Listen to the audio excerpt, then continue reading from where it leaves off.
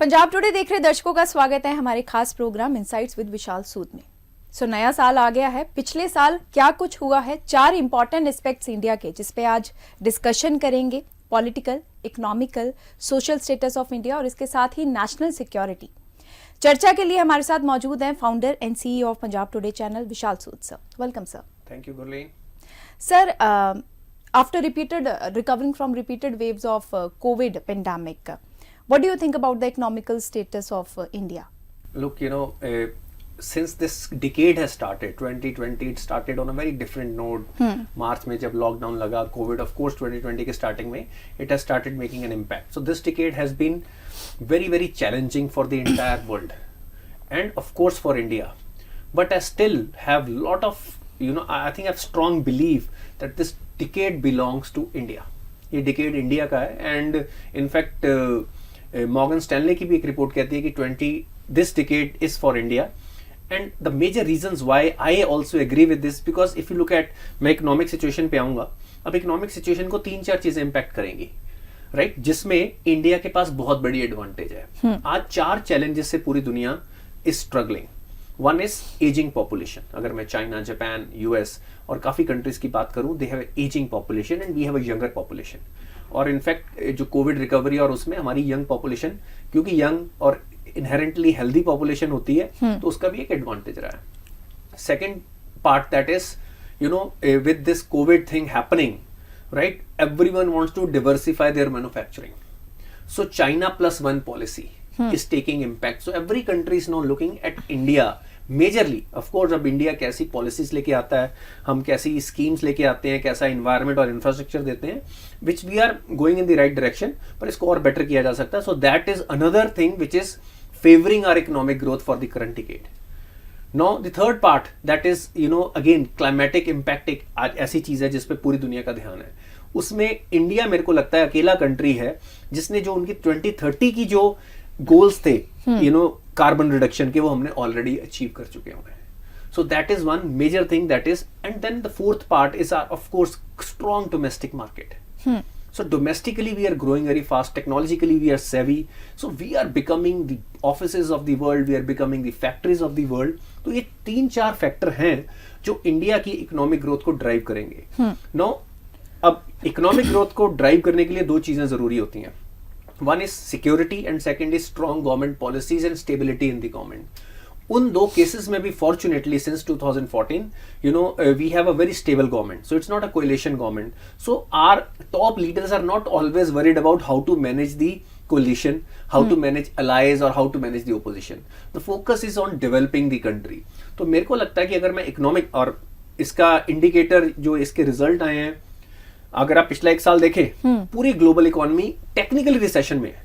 तो जब आपके 2 क्वार्टर्स नेगेटिव ग्रोथ में जाते हैं तो आप टेक्निकली रिसेशन में होते हैं. सो अगर मेजर इकोनॉमीज US की बात करूं, अब रिकवरी शुरू हुई है, चाइना की बात करूं, so they have been slowing down. तो अगर मेजर इकोनॉमीज की बात करूं तो India has been that island of excellence. एक एक्सेप्शनल ग्रोथ इंडिया ने दिखाई है, जो हमारी ग्रोथ रेट चल रहा है. और despite the supply chain deficits जो हमने अपनी इन्फ्लेशन को भी मैनेज किया है, हालांकि of course opposition is right in asking इसको और भी बेटर किया जा सकता है, पर अगर आप पूरी ग्लोबल इन्वायरमेंट को देखें तो उस पर्सपेक्टिव से इंडिया ने इन्फ्लेशन को बेटर तरीके से मैनेज किया है. इस कोविड के दौरान जो लॉकडाउन हुए, जो हमारी बेसिकली एक जो पॉपुलेशन है which is below the poverty line, which does not have those kind of resources, उन तक फ्री खाना पहुंचाना, ये मेरे को लगता है कि एक हमारी गवर्नमेंट की एक मेजर उपलब्धि रही है ये जी. तो I think from the economic perspective अगर हम इनोवेशन पे फोकस करें, अगर हम देखिए, हम अभी तक IT फोकस एक्सपोर्ट कंट्री रहे, हमारा नाम जाना जाता है सॉफ्टवेयर डेवलपमेंट में, उसमें भी अब हमें इनोवेटिव टेक्नोलॉजीज पे आना है. और सेकेंडली, आप एक गांव के बंदे को खेत से सॉफ्टवेयर डेवलपर नहीं बना सकते, पर फैक्ट्री में उसको अच्छा रोल दिलवा सकते हो, उसको डिग्निफाइड जॉब दिलवा सकते हो. तो मेरे को लगता है इस पर्सपेक्टिव से I would say India is going to do great and going to become a major power. और अगर ये ग्रोथ रेट रहा तो मेरे को लगता है by 2030 and will be 3rd biggest economy in the world. So can we expect India to be one of the top economic powers in the world in next few years? देखो, economic power 2 तरीके से होती है. अगर मैं overall देखूं तो हम ऑलरेडी 5वें नंबर पे आ गए हुए हैं जी, बट पर कैपिटा में हम पीछे हैं. उसमें थोड़ा सा एडवांटेज है कि पर जो परचेजिंग पावर पैरिटी है क्योंकि हमारे यहाँ पे चीज़ें ऑन एन एवरेज अगर आप किसी और देश से कंपेयर करें सस्ते में मिलती हैं, तो एक लिविंग स्टैंडर्ड डिसेंट बना हुआ। तो हम 2200-2300 यूएस डॉलर, अगर मैं वाइट इकोनॉमी की बात करूं, जो इकोनॉमी बेसिकली है, उसमें हमारा जो एक पर कैपिटा इनकम 2200-2300 डॉलर पे है। अब इसको $5000 पे लेके जाना है, तो उसके लिए इकोनॉमी का क्या साइज चाहिए जी। अगर आपको $5000 पे लेके जाना तो $7.5 ट्रिलियन की आपको इकोनॉमी चाहिए। तो मेरे को लगता है कि अगर हम अगले 8 सालों में, जैसे टारगेट था 2026 तक $5 ट्रिलियन, $7.5 ट्रिलियन पे आगे, मैं एज्यूम कर रहा हूँ हमारी 150 करोड़ पॉपुलेशन होगी, तो $7.5 ट्रिलियन पे हम $5000 पर कैपिटा इनकम पे पहुंच जाएंगे। और अगर इस तरह का हमने इन्फ्लेशन पे कंट्रोल रखा, it will be a very good scenario. But future की इकोनॉमिक ग्रोथ जिस तरह से पिछले 30 साल की इकोनॉमिक ग्रोथ हुई है, वैसे नहीं हुई है जी। अब अलग तरीके, आर्टिफिशियल इंटेलिजेंस, ऑटोमेशन, ये सारी चीजें आ जाएंगी। तो हमें इनोवेशन के ऊपर भी अपने आप को प्रेस करना पड़ेगा। आज हमारी गवर्नमेंट को अपनी एजुकेशन पॉलिसीज, जो हायर एजुकेशन, जो रिसर्च ओरिएंटेड इंस्टीट्यूट्स हैं, हमारी लैब्स, और हमें अपने प्राइवेट कुछ बड़ी बड़ी कंपनीज क्रिएट करनी पड़ेंगी जो R&D में इन्वेस्ट करें।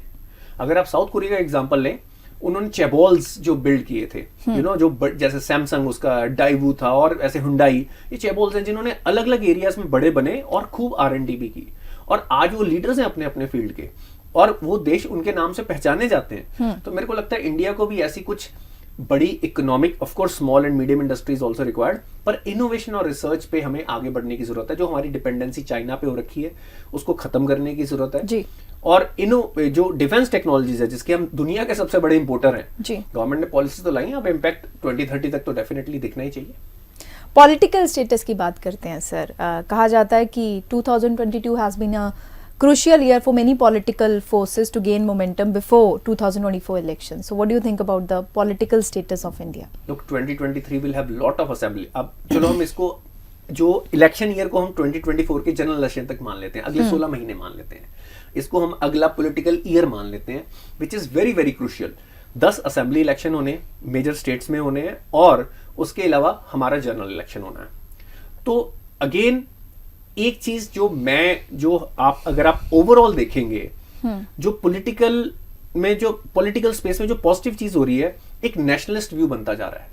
हम अपने आप को इंडियन और इंडियननेस पे ज्यादा फोकस आ रहा है, ब्रिंगिंग पीपल टुगेदर पे हर कोई बोल रहा है। अगर ओपोजिशन में, वो भी यही कह रही है कि लोगों को जोड़ के रखना है, और वो गवर्नमेंट को बोल रहे हैं कि आप लोगों को तोड़ रहे हो, और गवर्नमेंट भी यही कह रही है कि हमने लोगों को जोड़ के रखना है, आप ही डिवाइसिव बातें कर रहे हैं। तो एक बात तो क्लियर है सबका कि देश को जोड़ के रखना है, इंडियननेस पे ज्यादा फोकस करना है, हमें अपनी कास्ट, रिलीजन, इसको सेकेंडरी रखना है। We should be proud Indians first. तो उस पर्सपेक्टिव से पॉलिटिकल स्टेबिलिटी और पॉलिटिकल जो कन्वर्जेंस हो रही है थॉट प्रोसेस की, economic growth, nationalist view point, one India kind of view point, और जो भी पार्टी इसके अगेंस्ट चल रही है वो स्ट्रगल कर रही है। आप देख रहे हैं, मेरे को नाम लेने की भी जरूरत नहीं है, जो ये बोल रहे हैं कि India is not one and India should be taken in any different direction, they are not doing well in electoral election, because we as Indian we believe that we should be one. जो हमारे language के basis पे जो differences create किए जाते हैं artificially, religion के basis पे, कास्ट के बेसिस पे, या हिस्टोरिकल पर्सपेक्टिव से कुछ डिफरेंसेस क्रिएट किए जाते हैं, उन सबको आज एक यंग इंडियन तोड़ना चाहता है, और ये हमारी सबसे बड़ी स्ट्रेंथ बनेगी। तो अगर क्वालिटी अगले 16 महीने में एक काइंड ऑफ स्टेबिलिटी यही चलेगी, इसमें बहुत ज्यादा डिवर्जेंस आने का चांस नहीं है। मोर और लेस हम यही देख रहे हैं, which will be the opposition face. किसी के मन में डाउट नहीं है कि अगला पीएम कौन बनेगा। तो मेरे को लगता है ये कंसिस्टेंसी भी और पॉलिटिकली हमारे को एक अच्छी डायरेक्शन में लेके जा रही है। इंडिया का जो पॉलिटिकल लीडरशिप है, उन्होंने ग्लोबली भी, अगर मैं बात करूं, इंडिया का नाम अच्छे तरीके से, इंडिया के इंटरेस्ट को अच्छे तरीके से प्रोटेक्ट कर पाए हैं, क्योंकि हमारे पॉलिटिशियन का काम सिर्फ डोमेस्टिक चीजें देखना नहीं है, फॉरेन पॉलिसी लेवल पे भी डिसीजन लेना है। तो मेरे को लगता है उस पर्सपेक्टिव से politically also we are going in the right direction. But जब हम राइट डायरेक्शन की बात करते हैं, इसका मतलब ये नहीं है कि उसके बीच में कुछ नेगेटिव चीजें नहीं है।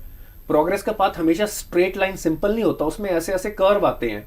तो उस मोमेंट पे कई बार लगता है थिंग्स आर गोइंग रॉन्ग। तो ऐसे हमारे यहाँ पे भी है, हमारे भी कई एरियाज है जहाँ पे पॉलिटिकल टर्बुलेंस है, जो सोसाइटी को सेपरेटिस्ट हैं, लॉ एंड ऑर्डर की प्रॉब्लम है। कई स्टेट्स में ऐसा भी है, और कई जो एक्सपेरिमेंट हुए हैं, जैसे मैं अगर धारा 370 के हटने की बात करूं, या और भी कई जो रूल्स, सीए और जो रूल्स, उनके रिजल्ट्स क्या आएंगे, कैसे आएंगे, वो भी अभी देखने वाली बात है। यार steps in the positive direction. तो मेरे को ये लगता है कि ओवरऑल ये this is kind of a golden period for us. Politically we are a stable country. हाँ, इसका मतलब ओपोजिशन को थोड़ा सा, मेरे को लगता है ओपोजिशन और स्ट्रांग होनी चाहिए, और तभी हमारी गवर्नमेंट्स और ज्यादा अकाउंटेबल होती हैं, स्टेट लेवल पे भी और सेंट्रल लेवल पे भी. सो यूनिटी इन डाइवर्सिटी की आपने बात करी, तो ओवरऑल सोशल स्टेटस इंडिया का आप वो कैसे देखते हो? सोशल डेवलपमेंट कहाँ पे स्टैंड करता है इंडिया में? देखो, हम जब पॉलिटिक्स को डिस्कस कर रहे थे, हम पहले भी बोल रहे थे जी। कि जब सोशल की बात होती है तो पॉलिटिक्स अपने आप आई जाती है. जी। तो मेरे को ये लगता है कि आज जो मेजर आइडियोलॉजीज हैं हमारी कंट्री के अंदर, पॉलिटिकल आइडियोलॉजीज, रिलीजियस आइडियोलॉजीज, मैं अंडरलाइन करंट देख रहा हूं. चाहे ऑन दी सरफेस, क्योंकि मैंने आज तक किसी टीवी डिबेट पे नहीं देखा कि एक बंदा एक व्यू के साथ आया हो कि भाई मैं इस व्यू का हूं और उसने कभी अपना व्यू बदला हो. तो इसका मतलब है कोई सीरियस डिबेट के लिए तो आ ही नहीं रहा. जी. हर बंदा सिर्फ अपने उस थॉट प्रोसेस को जोर से बोलने के लिए आ रहा है. बट अंडरलाइन करंट ये है अब जो आ रहा है कि India should be seen as a nation, right? We people should be seen as homogeneous people. आज हिस्ट्री को भी दोबारा से देखा जा रहा है. अगर मैं history defines our social fabric. आज हिस्ट्री को रीराइट किया जा रहा है, जिसके अंदर जो कुछ डिस्टॉर्शंस थी, जो चीजें गलत तरीके से रिप्रेजेंट की थी, उनको दोबारा से कई बहुत respectable historians like Vikram Sampat, they are doing very diligent research on our history. They are making us feel proud again in our history. हम आज तक जो भी हिस्ट्री हमने पढ़ी है, हम ये it looks like we have been a nation of losers who have been ruled by other countries or other people coming from different areas and just ruling us and destroying us. And मैं चाहे Mughal rule की बात करूं, मैं चाहे British rule की बात करूं, and so many other things. But we have had such glorious periods also. सोने की चिड़िया कोई ऐसे नहीं बनता. It means you had made economic progress, technological progress, and now that realization is coming to common Indian through these historians, that we should have a relook at our history, and we should not see it from just one perspective of the ruler or invaders perspective. Now we have to look at it from our own internal perspective also. So that way, when we look at it from that perspective, what it does is it realigns us together. हम एक झंडे के नीचे हम एक अपने आप को एक देखना शुरू करते हैं. Now lot of ideologies, as I was mentioning, वो ये बात कर रहे हैं कि हमारे वंशज तो एक ही हैं. हमने अपना रिलीजन अलग अलग चूज कर लिया होगा, हमारे ऊपर डिफरेंट प्रेशर्स हुए होंगे, but basically we are the sons of this soil, right? So we should believe in our nation, and we should not look at our history from the last 500 years only. We should look at our history from the last 5,000 years, 6,000 years. Then we will get a clearer picture what we are capable of. Why we were 26% of the global GDP. Why we had thought process and philosophy which is in sync with the modern humanist. जो आज की date में आज हम अपने आप को एक ह्यूमनिस्ट कम्युनिटी की तरह देखते हैं, जहां पे ह्यूमन राइट्स की बात की जाती है. और हमारी कंट्री में ये बातें कई हजार सालों से हो रही थी. हमारे यहाँ पे आप देखेंगे स्लेवरी की इंटरनल आपको हिस्ट्री नहीं मिलेगी. Only when we were invaded we were made slaves, but हमने इस तरह का माइंडसेट कभी नहीं रखा है. जी. तो मेरे को ये लगता है कि जब हम अपनी हिस्ट्री को और डीपली समझेंगे, इसको आम जनता तक लेके जाएगा, और सोशल फैब्रिक को जब एक स्ट्रॉन्ग किया जाएगा. मैं ये नहीं कह रहा कि डाइवर्सिटी नहीं होनी चाहिए, डाइवर्सिटी होनी चाहिए, पर वो डाइवर्सिटी हमारे सोशल फैब्रिक के अंदर फिशर्स ना क्रिएट करे, उसके अंदर क्रैक्स ना क्रिएट करे. उसका मिसयूज हमेशा पॉलिटिशियन तो करेगा ही करेगा. हम रिलीजन की बात करते हैं. रिलीजन हमारे जैसे आम आदमी के लिए it is very very important. समझदार आदमी रिलीजन से दूर रहता है, but for a politician it is useful. So they have been using it to be in power. तो एक स्मॉल कम्युनिटी ने, चाहे मैं अंग्रेजों 1 लाख लोग थे, 2 लाख, कुछ लाख लोग होंगे, उन्होंने कई करोड़ लोगों पे रूल किया. उसके बाद भी यही रहा है पिछले 70 सालों तक कि भाई कुछ फैमिलीज ने, कुछ लोगों ने, कुछ लाख लोगों ने, ब्यूरोक्रेट्स लगा लो, पॉलिटिशियन बुला लो, कुछ लोगों ने पूरे इंडिया को रूल किया. तो डिवाइड और कॉन्कर वाली पॉलिसी ही चलती आई है, जो ब्रिटिश ने सिखाई थी, वो अभी तक चलती आ रही थी.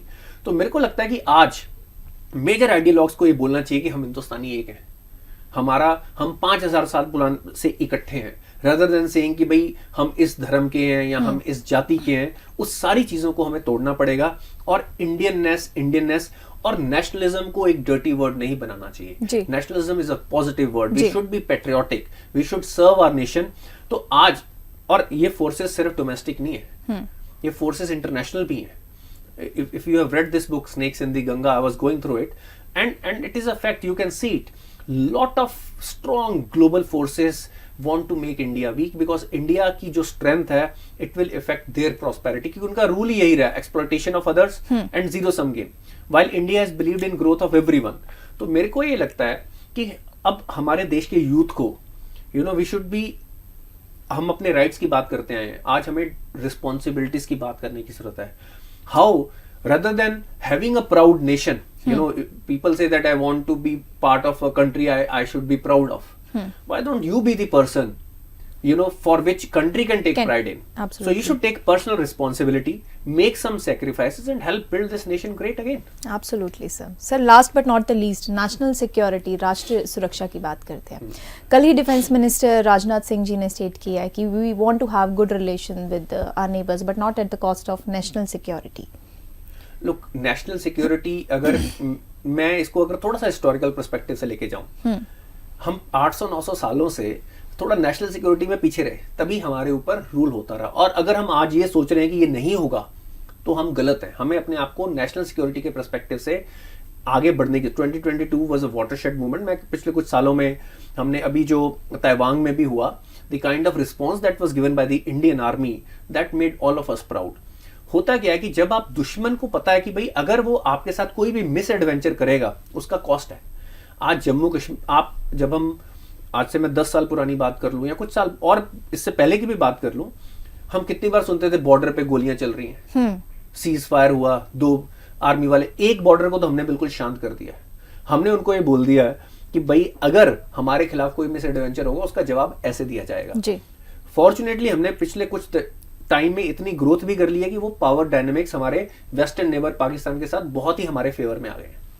We have settled one part. आज वो हमसे कोई भी अगर उलझेंगे, चाहे वो किसी और देश के कहने पे, क्योंकि अब उनकी अपनी इंडिपेंडेंट पॉलिसी तो रही नहीं है. पाकिस्तान ने become a vessel state for other powers, mainly China. तो अगर वो अभी भी जो उनको फंड्स मिल रहे हैं, जो भी उकसाया जा रहा है, तो चाइना की तरफ से ही हो रहा है कि इंडिया को चेक में रखा जाए. अब लोग कई बार ये बोलते हैं कि चाइना को हम वैसा रिस्पॉन्स क्यों नहीं देते. हर चीज का सही टाइम आता है.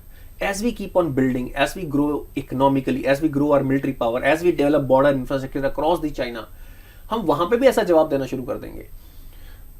गीता में लिखा है पीस के लिए सबसे अच्छा रास्ता है power. If you are strong, you will get peace also because no one will like to mess with you. It makes sense also. So हमें भी अपने देश को जैसे जैसे हम स्ट्रांग होते रहेंगे, we will develop. Secondly, we should be unapologetic about protecting our interest. अगर मैं फॉरेन पॉलिसी में we have to build alliances, we should be part of certain groups जिनके इंटरेस्ट हमारे साथ से. आज चाइना बोल रहा है वो क्वाड के अगेंस्ट बोल रहा है. वो बोल रहा है कि क्वाड जो होते हैं ऐसे रीजन स्पेसिफिक ग्रुप्स में हम बिलीव नहीं करते क्योंकि आज उनको सूट नहीं कर रहा है, जबकि रशिया के साथ उन्होंने वही ग्रुप बनाया हुआ है. सो हमें बेसिकली जहां जहां पे भी हमारे इंटरेस्ट किसी कंट्री के साथ अलाइन होते हैं, specially on national security issues, we should do that. सबसे इंपॉर्टेंट चीज है, लड़ाइयां हथियारों से ही लड़ी जाएंगी. आज टेक्नोलॉजी इंपॉर्टेंट है और आज हमें इकोनॉमिक फ्रंट पे, टेक्नोलॉजिकल फ्रंट पे और एब्सोल्यूट आर्म्स के फ्रंट पे अपने आप को एडवांस करना है जी. आज कोई टेक्नोलॉजी अगर आती है, लेट्स से कि वो सर्वर टेक्नोलॉजी है या नेटवर्क टेक्नोलॉजी है, आप WTO के कहने पे कहीं से भी इंपोर्ट नहीं कर सकते क्योंकि उस टेक्नोलॉजी के थ्रू आज दुश्मन आपके पूरे नेटवर्क में घुस सकता है और आपको बिल्कुल हैंडीकैप कर सकता है. तो हमें ये सारी टेक्नोलॉजीज को भी इंटरनलाइज करना है. 5G और 6G में हमें लेटेस्ट रिसर्च करके ताकि हमारी डिपेंडेंसी, जो हमें क्लियरली पता है कि China is not a friendly country to say the least, हम उनकी टेक्नोलॉजीज पे क्यों डिपेंडेंट हो. हमारी पिछले कुछ सालों की गलतियों के कारण आज हम उनसे मेजर एक इंपोर्ट कर रहे हैं. वो मैन्युफैक्चरिंग जो बेसिकली लो टेक्नोलॉजी चीजें हैं वो इंडिया में बनाई जा सकती हैं और अच्छे लेवल पे बनाई जा सकती हैं, पर हमें भी कुछ सेक्रीफाइस देने पड़ेंगे. इनिशियली वो कॉस्टली होंगी क्योंकि चाइना ने भी अपने कुछ सालों में उसका एक्सपीरियंस कुछ दशकों में बनाया जी. कुछ टाइम के लिए उसकी क्वालिटी एग्जैक्टली वैसी नहीं होगी, पर गवर्नमेंट को ये डिसीजन लेने पड़ेंगे कि ये चीजें हमने अब इंडिया में ही लेनी है. कुछ बड़े बड़े मेजर प्लेयर्स को, अब जैसे चिप्स हैं, चिप्स की शॉर्टेज के कारण पूरी दुनिया ने कितना स्ट्रगल किया. तो आज मेरे को ये लगता है कि जो इंडिया की चिप मैन्युफैक्चरिंग पॉलिसी है वो सिर्फ पेपर्स में ना रह जाए. अभी भी ग्राउंड पे उस पर बहुत ज्यादा काम नहीं हुआ है. तो गवर्नमेंट को ये इंश्योर करना चाहिए कि जो 2022 में उन्होंने पॉलिसीज अनाउंस की है, 23 में वो इंप्लीमेंटेशन और ग्राउंड पे नजर आए ताकि वो 2024 इलेक्शन में बता पाए. Otherwise we have every right to question them. So मेरे को ये, so from the national security perspective आज सिर्फ और सिर्फ बॉर्डर सिक्योरिटी नहीं रह गई है. आपकी internal infrastructure security, specially in the virtual world.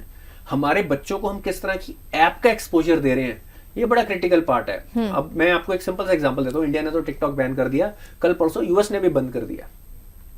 अब आप मानेंगे नहीं कि चाइना किस तरह से किस तरह का वॉरफेयर कर रहा है। जब आप एक बच्चा चाइना में टिकटॉक खोलता है, चाइना में भी टिकटॉक है जी, उसको क्या नजर आता है? Black belt in judo karate कैसे लेनी है, top scientist, how to serve your country, motivational videos नजर आती हैं। एल्गोरिदम ऐसे काम करता है। जब वो यूएसए में जाता है या इंडिया में जाता है तो बच्चे को क्या नजर आता है? बिल्ली कैसे हंस रही है, राइट?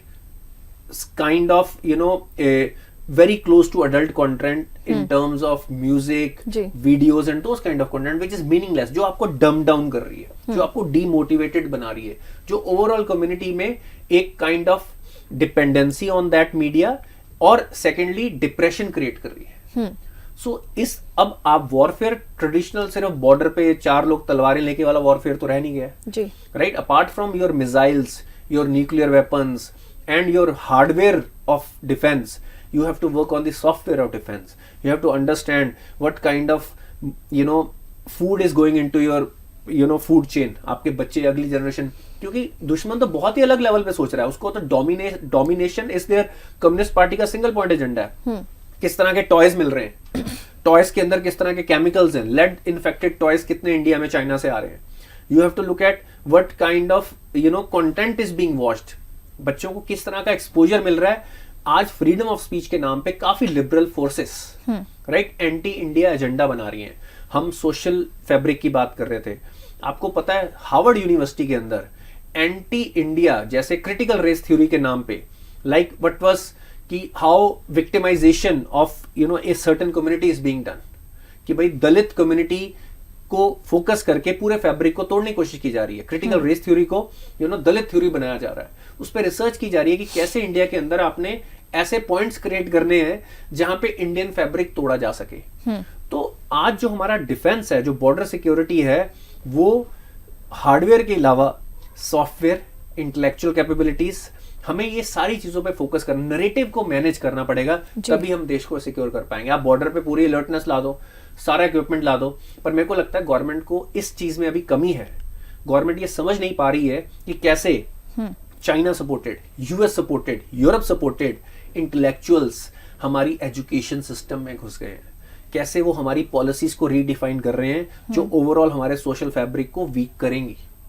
तो इन चीजों का एक मेरे को डर है जिसकी अलर्टनेस अभी हमारी गवर्नमेंट में नहीं है। तो अगर इस चीज पर भी फोकस किया जाए तो आई एम क्वाइट श्योर कि अगर किसी को थोड़ा डाउट भी है कि ये डिकेड हमारा नहीं है तो वो भी इंश्योर हो जाएगा। Thank you so much for your views, sir. I hope this will help our viewers to comprehend the situation. Stay connected for such important insights. Do watch our channel Punjab Today and do not forget to subscribe to our channel also. Thank you.